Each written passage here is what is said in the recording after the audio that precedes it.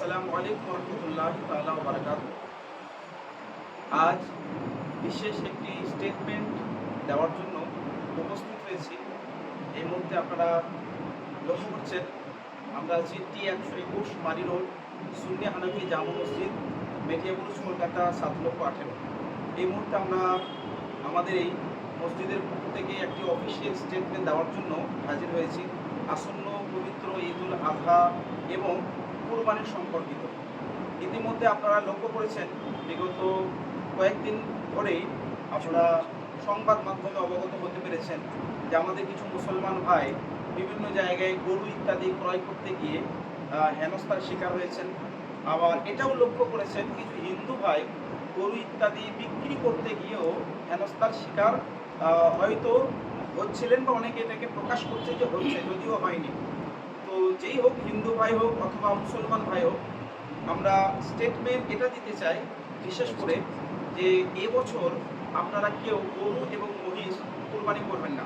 বিশেষ করে পশ্চিমবাংলার মুসলমান আর তৎসহ গার্ডেনিজ, মেটিয়াবুরুজ, কলকাতার সমস্ত বাসিন্দাদের, মুসলমান জনতা বিন্দুদের বিশেষ করে বলতে চাই যে এবার ঈদুল আজহা আপনারা পালন করুন।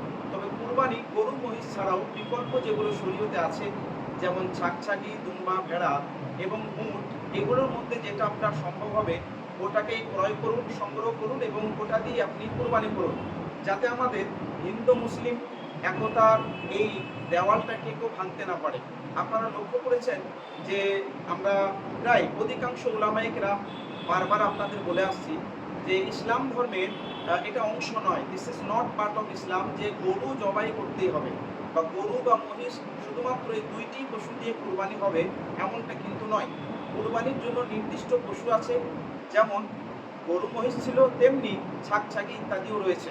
সুতরাং যখন অন্য একটা ধর্মের, বিশেষ করে সনাতনী ভাই যারা হিন্দু বলে দাবি করেন, তারা যখন নিজেরা এটা বলছেন যে আমরা গরুকে মা বলি বা আমরা ভগবান বলি, কিন্তু মুসলমান ভাইয়েরা আমাদেরকে আঘাত করেন, তো আমরা বারবার এটা বলতে চাই আমরা কখনোই কোনো ধর্মের উপরে আঘাত করি না। আর দ্বিতীয়ত, মুসলমান ভাই সজাগ আছেন, তারা সকলেই ভালো করে জানেন যে আমরা ইনশাআল্লাহ তাআলা আল্লাহ পাক চাইলে কুরবানি অন্য কোনো পশু দিয়েও হবে। তাই আপনাদের সকলকে এই বার্তা দেওয়া হচ্ছে, কেউ গরু এবং মহিষ কুরবানি করবেন না, অন্যান্য পশুগুলি দিয়ে কুরবানি করবেন।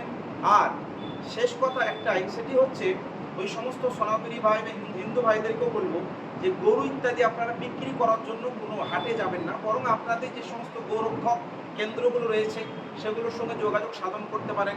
কি প্রসেস রয়েছে তারা হয়তো নিশ্চয়ই বলবে, কিন্তু কোনোভাবে আপনারা কোনো হাটে গিয়ে এরকম বিক্রি করতে যাবেন না, যাতে কোনোভাবে আমাদের হিন্দু মুসলিম ঐক্যের যে একটি ইতিহাস আমাদের পশ্চিমবাংলা রয়েছে সেটি যাতে নষ্ট না হয়। আর আমাদের গার্ডেনের মেটিয়াবুরুজ, কলকাতার সমস্ত মসজিদের ইমামগণ, মুসল্লিগণ এবং মুসলমানগণ সকলকে বার্তা দিচ্ছে আপনারা কেউ কুরবানির দিনে গরু মহিষ কুরবানি করবেন না এবং অযথা সমস্যায় জড়বেন না এবং আমাদের কাউকে সমস্যায় ফেলাবেন না।